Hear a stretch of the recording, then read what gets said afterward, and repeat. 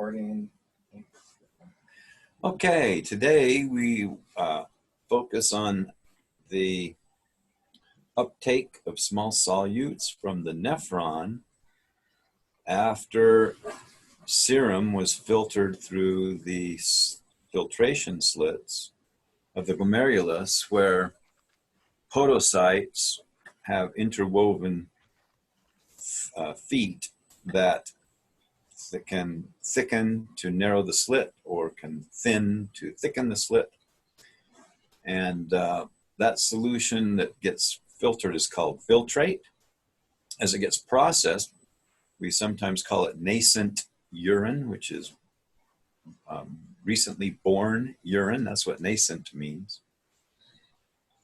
And the thing is, we don't want to just urinate out all of our serum. We want to collect all the good stuff back. And that's what makes the kidney such a miracle, and also a delicate organ that depends on things like concentration gradients for it to function correctly. When people are dying of coronavirus, their concentrations get disrupted because they don't get enough oxygen to their tissues because their lungs can't get oxygen into their blood, and so their active transporters shut down. So we start off with a question actually about transport, and we're going to come back to transport a couple of times in this lecture and in the next. The first question I want you to answer in digital dialogue is, in the proximal convoluted tubule, sodium absorption is active and water follows osmotically. What is the transporter in the basolateral membrane? What kind of channels let sodium in through the apical membrane? And I was wondering, Morgan, tell me your opinion. Should I just show them the slide that the question is drawing from instead of making them answer it cold? Of course, they can go to find the slide, in the third window. I don't know what you guys think, but let us know what you think. I think you should do it without looking first. Try and do it from memory, and then after you try answering the question, because we don't care if you get the right answer, just if you're participating, and specifically today we don't care. So I would leave it on this, and then after they've answered, give them the walkthrough of it. I think that's more helpful for me. I don't know what you guys think, though. Better teaching approach, right? Better learning approach. I think it's better to flat try and recall something than look at it. It really tells you if you know it or not. Okay, that's what I decided too, but we will listen to your feedback as we go. Not your complaints, not your frets. We'll still decide ourselves. Last lecture, I was just pulling up the slides in like a third window, and so it'd be pretty similar to what I was doing already, just less crowded. You could do the same with your textbook too. Yeah. So I guess if you guys want to do it, you can do it. I just think it's, I don't know. For those who want to do it blind, we'll leave it off. But yeah, you have that option. We do not. For now, and we could change it later. Cool. So let's see. Give me your answers. What do you got?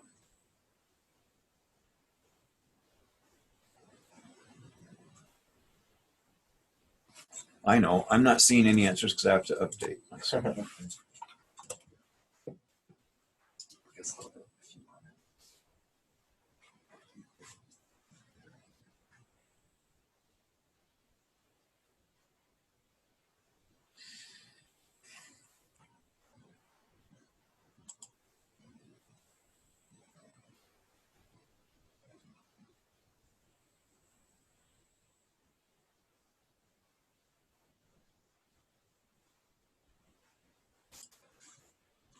This term isn't right. I said that specifically. So that's Wow. Good for you. okay, that one. Okay. I mean, it's not wrong. I wouldn't have ever said that word myself, but it's as right as I didn't know what to else to call moving down your electrochemical rating.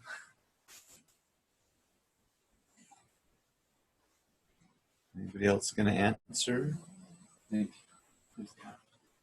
I've got 2 out of 6.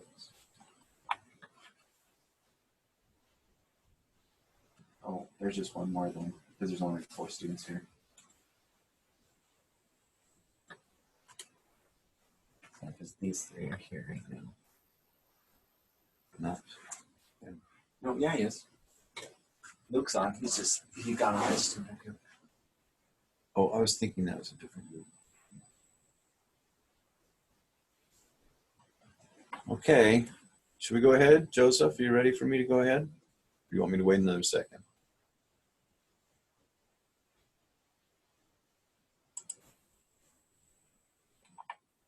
Are you alive, Joseph?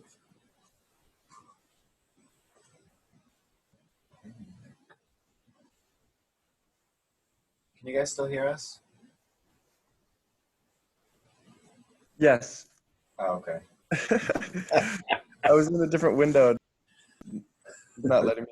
I think you're good to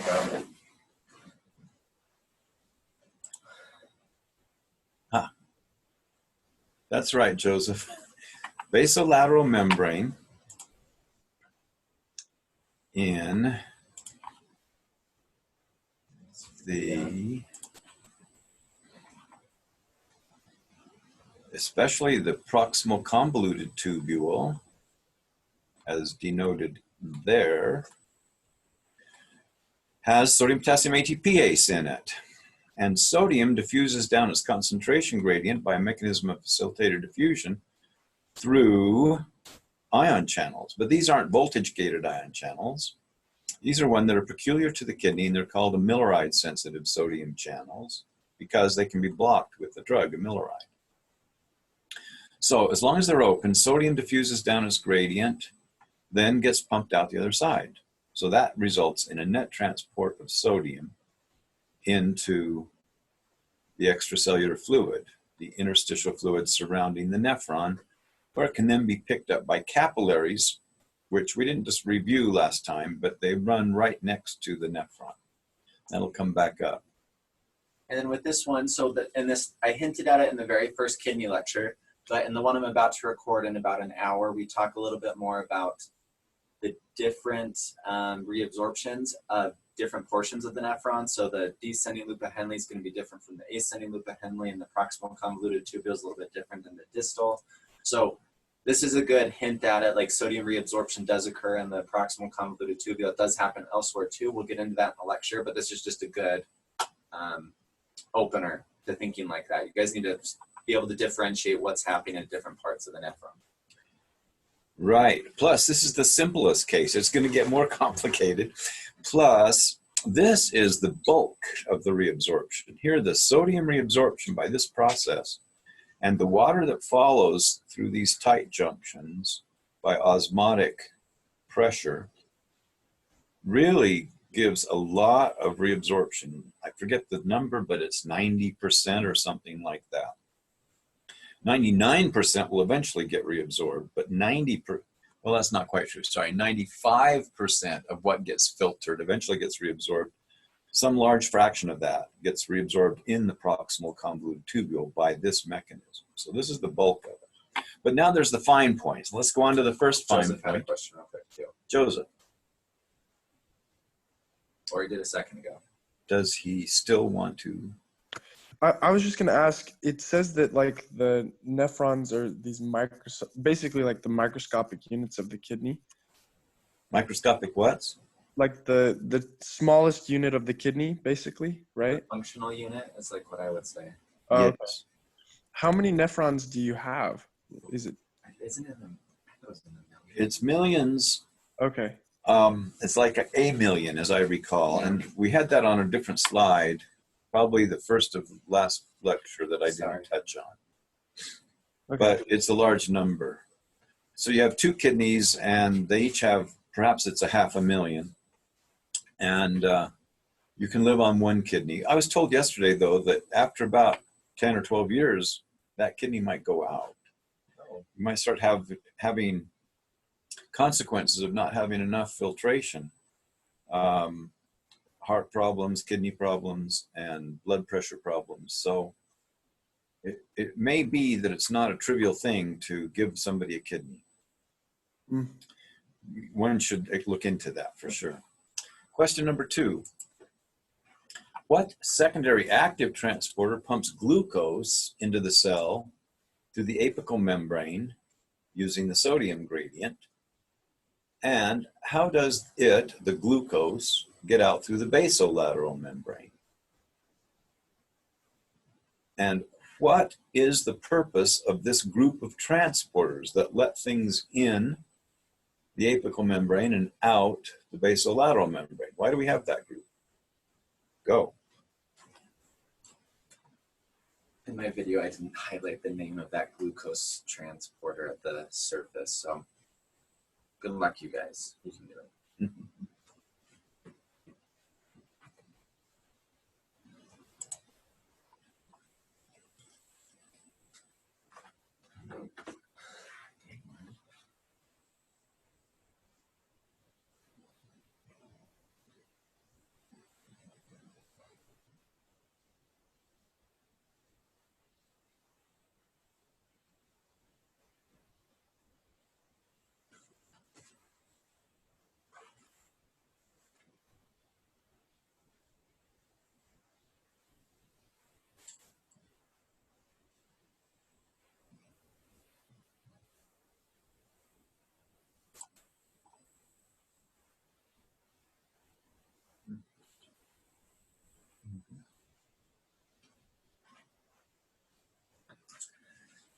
I'm glad we're doing participation because my wife is she's in a lecture right now, and it's a pharmacotherapy class, and she's asleep in bed. So I think it's good that the digital dialogues are here to make sure that people aren't falling asleep on us. I'm just gonna take a little nap. And she was out for over half an hour.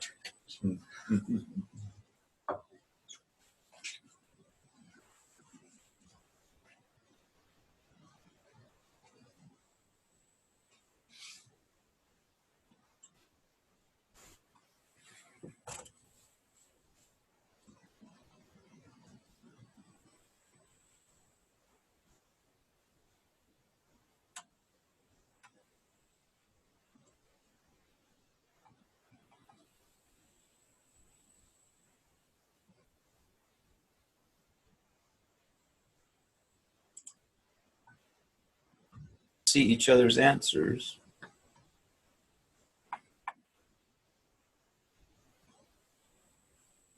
I'll give you a second to look at what the other people wrote. It's the right track, except many of you didn't say anything about the purpose of this group. So I use that term to try to get you to think of this whole thing as a group of transporters that have a particular function. You know, it's natural to think of one molecule has one function, but our body has many places where it uses several molecules with their individual functions together in a group to produce a physiological function. I find that so fascinating. In this case, the function is to salvage the glucose from the nascent urine so that we don't lose it in the urine. And we're going to use a secondary active transporter to remind you back of what that's all about. That depends on the sodium gradient. And we keep the sodium gradient high by, now let's see, why is there a lot of sodium in the nascent urine?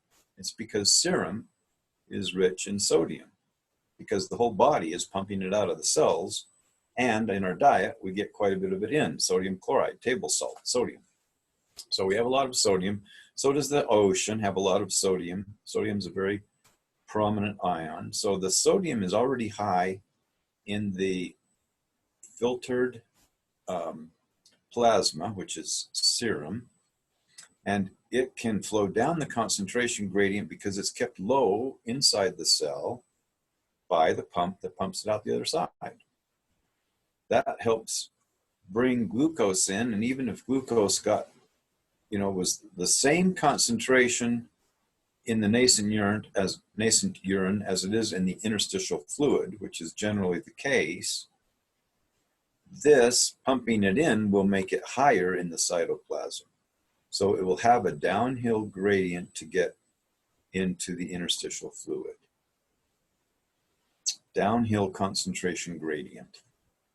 Okay, so the glucose would normally, if it weren't for all this mechanism, be as high in the nascent urine as it is in the interstitial fluid, because the interstitial fluid is in equilibrium with the capillaries, which have plasma in them. So it's always getting into those capillaries.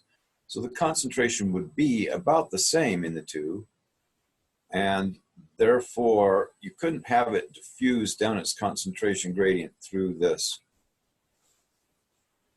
tight junction, but we create a concentration with this pump. It gets extra high in the cytoplasm, then it gets out through the basolateral membrane. Miranda has a question. Man, Oh, sorry. So they illustrate both the glucose salvaging and then the sodium on two different like pictures, but are we safe to assume that this is all like happening at the same time? Like there is some facilitated diffusion and then there also is sodium coming in through the SGLT, the transporter? Or are those right. like separate things? Oh, okay. So it's all just happening in the same In the thing. Some may same- come this way. In the same Okay. proximal tubule cells. Okay.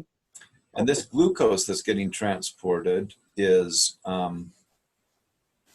osmotically active too. It's going to pull water out of the lumen as well. But this is two ways that sodium gets in, right? The first way was through the amiloride sensitive channel in apical membranes. And then the same membranes, not shown here, also have the other transporter, the SGLT, as you called it. I don't know what L stands for. Sodium glucose. Can't think of what L stands for. It's probably the L in glucose, maybe. Like GL glucose. Yeah. That might be. Glucose linked transport. Linked transport. There you go. Thank you. Oh. Nice try, Joseph. The fact that it was capitalized and that it was even there probably implies another word, the way these transporters are usually named, and other proteins too. But good try. Okay, next question. Another thing that gets transported a lot in the proximal tubule is urea. It's a byproduct of metabolism, but it's not very toxic. Only part of it's reabsorbed. Part of it's excreted because it's a metabolic product and we don't want it to build up in the body. It turns out, as we're going to see in next lecture, that it has osmotic purposes. And the answer to this question is going to have to do with osmosis too, in terms of the mechanism. So let's talk about it in the terms of the mechanism right now. This happens at the end of the loop of Henle after water leaves the nephron following sodium. Urea is quite membrane permeable. How is it reabsorbed? Go. Resume. Well, just tuck this away for next lecture. Urea gets reabsorbed passively by having its concentration increased in the nascent urine when the water flows out of the nascent urine down its osmotic gradient thanks to the sodium and sodium chloride being reabsorbed early in the proximal convoluted tubule. Now it's showing here that this isn't really showing the anatomy, so try to ignore the anatomy question, but I tried to give you a clue about it anyway in the way I asked the question. It happens at the end of the loop of Henle, so think of this as the end of the loop of Henle, and think of this as the proximal convoluted tubule. So anyway, it's just a matter of concentrating the urea in the nascent urine so it then tends to flow down its concentration gradient. Is there an active transport? No. Is there a secondary active transport? No. Is there facilitated diffusion? No. And that last part means, is there a protein that forms a channel that lets urea through? Doesn't need it because, as I mentioned in the question, it is very membrane permeable. It just diffuses through the lipid membrane without needing a protein to transport it. Okay, those are some of the features. A lot more about urea in the future. Next question.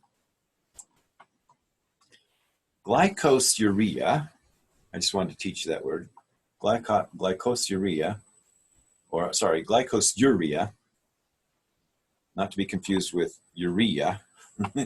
Glycosuria occurs when the glucose in the urine exceeds the transport maximum, TM. Okay, now this is the beginning of how do we understand diabetes? This question. What is the usual transport maximum in humans in milligrams per minute, total TM from both kidneys? Now, of course, you're not going to remember the number. So I am going to, in this case, break my rule and show you where you're supposed to get these numbers from. Number 2, what is the renal threshold in mgs per 100 mils or mgs per deciliter, because 100 mils is a deciliter of plasma? Number 3, what is the normal range for plasma glucose in units of mgs per deciliter or mgs per 100 mils? And mgs, by mgs we mean milligrams. And we could say millimoles, instead, but we need to know the molecular weight to convert from milligrams per deciliter to millimolar. And number 4, for a normal glomerular filtration rate of 125 mils per minute, which is in light green over here, at what plasma concentration will a diabetic start to have glucose in their urine? Go.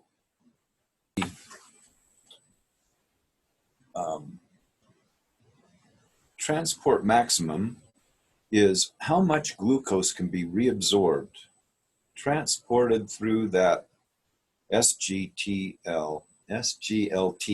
transporter, when all of the transporters are fully active, because the concentration in the nascent urine of glucose is as high as it's going to get, as high as it can handle, and the sodium is available and it's pumping maximum. The answer is 375 milligrams per minute could be reabsorbed when the concentration of glucose in the nascent urine gets high enough. How high?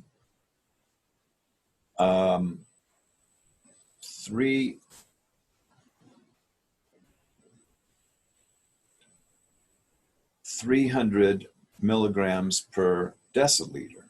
When it gets to 300 milligrams per deciliter, we have exceeded the ability for the kidneys to reabsorb glucose, i.e. the renal threshold. We've exceeded the renal threshold. We use the word threshold when we're talking about neurons to say how much depolarization can they take before an action potential takes off. Here we're using it to mean how much glucose can they reabsorb before they can't reabsorb anymore and it starts spilling into the urine. When it starts spilling into the urine, we call that diabetes mellitus. Diabetes mellitus, diabetes because the extra glucose in the urine holds water, so you urinate more. Mellitus because it's sweet tasting thanks to the glucose in the urine.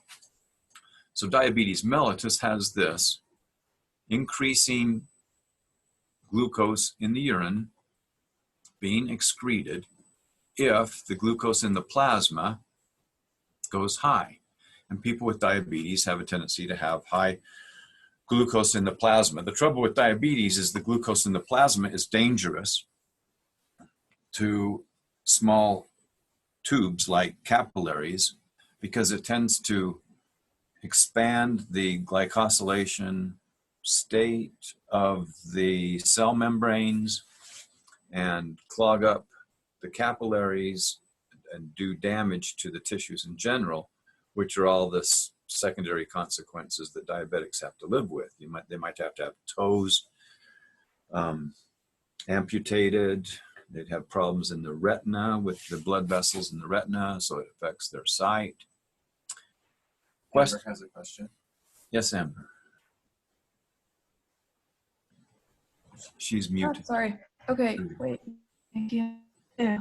There we go. Hi. Okay. Anyways, so oh wait, it says my internet connection. Can you still hear me? Yeah, Yes. you're good. Okay. So on the slide before, it also has like, it talks about the saturation of transport, and it says the TM maximum is like right there. So it says it's 4. Like I put 375 because I saw that other thing, but I was also wondering what it's talking about here. 4 milligrams per minute versus 375 milligrams per minute.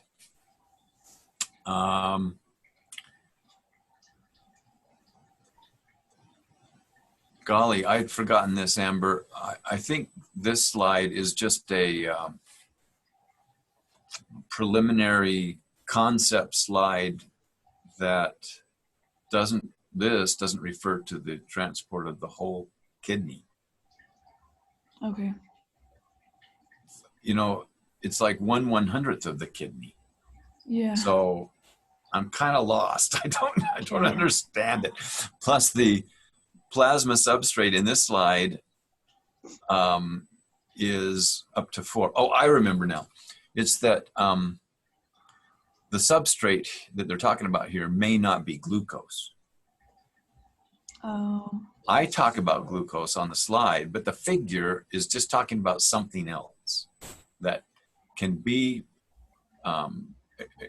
reabsorbed, but only up to that level. And I don't know what the something else would be that would fit this condition. I haven't really thought about it. Okay. Okay. What is the normal range of plasma glucose? You call people diabetic when their glucose concentration really gets way above 100. And we'll come back to this in about 4 lectures. If it gets up to 200 during a meal, that's normal. And it will come back down when they're fasting. It shouldn't drop too far below 100. It shouldn't go too far above 200 milligrams per 100 mils. For a normal glomerular filtration rate of 125 mils per minute, if they have 300 milligrams per deciliter and they're filtering 1.25 deciliters per minute, they will get 375 milligrams per minute filtered. So the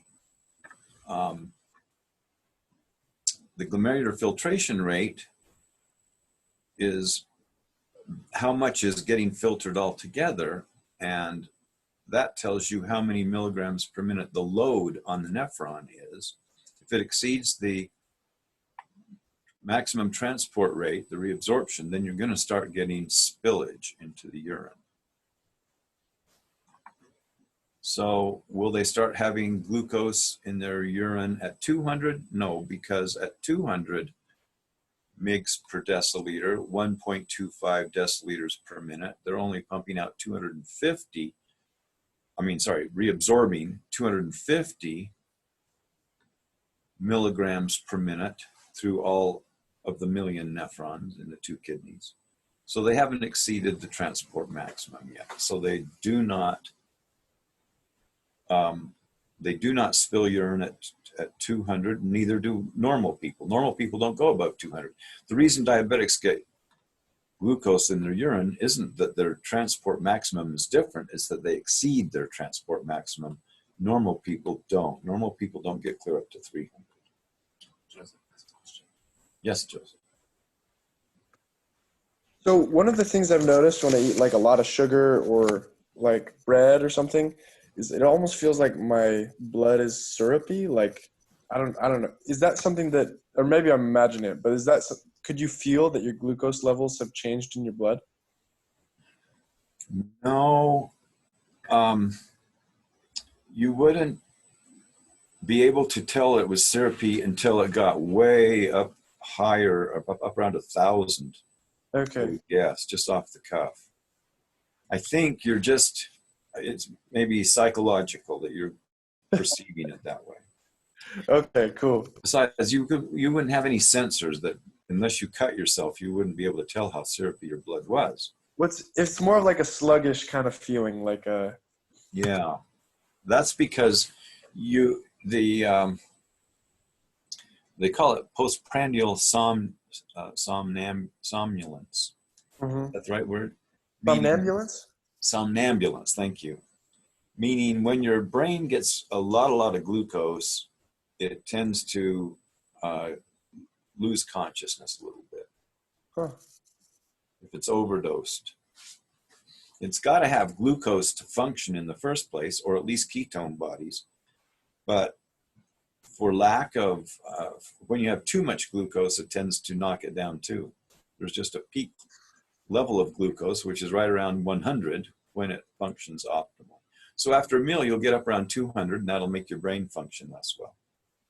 Interesting. The question, though, reminds me of how I have the impression that I can taste fat in my saliva when I've had too fatty of a meal. That's a different question. It's fat instead of glucose. And I do believe that saliva might have a fair amount of fatty acid in it. You can actually taste that fatty acid, even though it's not in one of the taste bud modalities we've learned in the past. Interesting. Okay, so the main point of this question is to teach you the roots of diabetes. Let's go on to the next question to teach you the roots of clearance. And this question is the one that hangs up the average student a lot from this lecture. What is the equation for clearance? Write it down. The clearance of a substrate in words with units in parentheses. Write down the equation in words with units in parentheses and ask yourself, can you derive this equation? Now, the reason I say it's hard is that nobody likes to figure out how this equation works. And the reason it's important is because you can detect things from how much of the blood gets cleared of a given substance per minute. So we're going to try to, even though we don't have a classroom, understand clearance here. Go.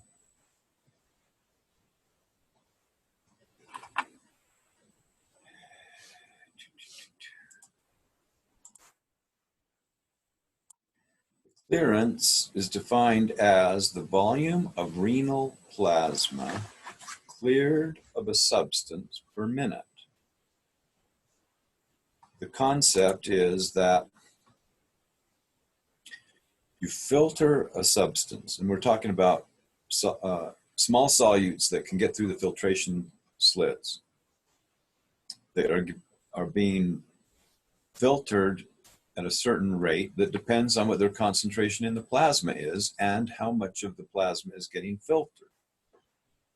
If they had a concentration of 4 milligrams per 100 mils and you were filtering 100 mils per minute, you get 4 milligrams per minute of that small solute getting filtered. That part's pretty straightforward. Now, if that small solute is all reabsorbed, then none of the plasma actually gets cleared. If none of it is reabsorbed, like is shown in this diagram, all of the plasma that came through that had that 4 in it got cleared. And so we would say that 100 mils per minute were getting cleared of that solute because it's all ending up in the urine. Okay, that's the concept. And the reason it's valuable has to do with inulin, a sugar that can be used as a tracer that gets fully cleared like this. none of it is reabsorbed. The water gets reabsorbed, but not the inulin. So the water that got reabsorbed is cleared of the inulin through this mechanism. Why did the water get reabsorbed? Because most of the water, 95% of the water that gets filtered gets reabsorbed. It's going to get reabsorbed regardless. The inulin staying behind is being cleared. So this is a way that the kidney has of purifying our blood of something like inulin that the physiologist could inject and then watch how fast it gets cleared. So the equation is the clearance in mils per minute is the urine flow rate times the urine concentration. That would be the excretion rate.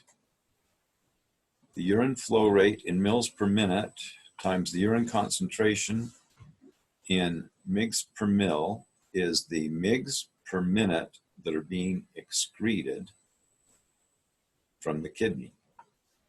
The excretion rate has to equal the plasma concentration times whatever the clearance is. So dividing the excretion rate by the plasma concentration, you get the clearance. Okay, you have to think about that 3 or 4 times before it sinks in. The merit of it is that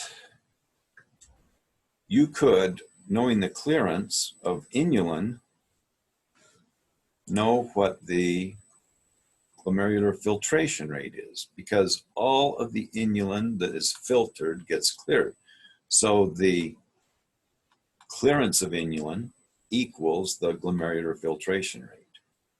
See? So that's the beauty of it. The glomerular filtration rate equals the inulin clearance, which is the inulin concentration in the urine times the volume flow rate of urine, which is the excretion rate of inulin, divided by the plasma concentration of inulin. The clearance of inulin, in other words, has to equal the glomerular filtration rate. So measuring the clearance of inulin, because you can know what the volume of urine produced is, you can know what the concentration of inulin in the urine is by measuring it, you can know the concentration of inulin in the plasma is by drawing some blood and measuring it. And between those 3 things, you can deduce how much plasma is getting filtered per minute. That's a wonderful thing. Indirectly, we can measure the glomerular filtration rate. Next question. What substance is filtered but not reabsorbed? The clearance of this substance is a measure of what physiological measure of kidney filtration function go? Filtered, not reabsorbed, and its clearance is a measure of the glomerular filtration. Next question. Penicillin and para-aminohippurate are not only filtered and not reabsorbed, but they're also fully secreted. The body really wants to get rid of them. The clearance of these substances is a measure of what important cardiovascular function go. Is renal plasma flow, how much plasma is being processed by the, is entering into the kidneys per minute. And from that, you can deduce the renal blood flow, because the plasma is a certain fraction, about 60% of the blood. And the red blood cells and white blood cells are the rest. So you can get both the renal plasma flow and the renal blood flow from the penicillin or para-aminohippuric acid clearance. This diagram really points it out more clearly. If it were reabsorbed, you get no clearance. If it were partly reabsorbed, you get 50% of the glomerular filtration rate as the clearance. This is sugar when you're not a diabetic. This is urea. This is PAH. Not only is every bit that gets into the nascent urine retained and excreted, its water is not, but it is. But also, every bit that didn't get filtered, that ends up in the efferent arteriole and passing through the peritubular capillaries, also gets cleared because there are pumps for PAH, penicillin, in the form of organic acid transporters that actually pump organic acids that the body doesn't want to keep out of the capillaries, the peritubular capillaries, into the nascent urine. So it's even more concentrated in them than is filtered alone. That's you might call that hyperclearing process, right? Extremely effective clearing process. Last question. How can stretch activated, I left off the T, afferents from the bladder both activate detrusor muscle contraction and inhibit external urethral sphincter muscle to allow/cause micturition or urination? Which of the two is innervated by parasympathetic fibers? You've already answered it. It is that inhibitory interneurons transmit the afferent sensory signal from stretch receptors in the bladder that detect it becoming full of urine, and they inhibit the external sphincter so it can relax. The internal sphincter is smooth muscle that is stretched open. It has a certain tone to it and it can be stretched. The interneurons that activate parasympathetic nerves that go to the bladder wall, namely the detrusor muscle of the bladder wall, these parasympathetic neurons, which synapse with nicotinic acetylcholine receptors in their postganglionic nerves near the wall of the bladder, end on the detrusor muscle, causing it to contract and squeeze out the urine. So that muscle is called the detrusor muscle because it detrudes the urine. Okay, that's it for today. Good job, y'all.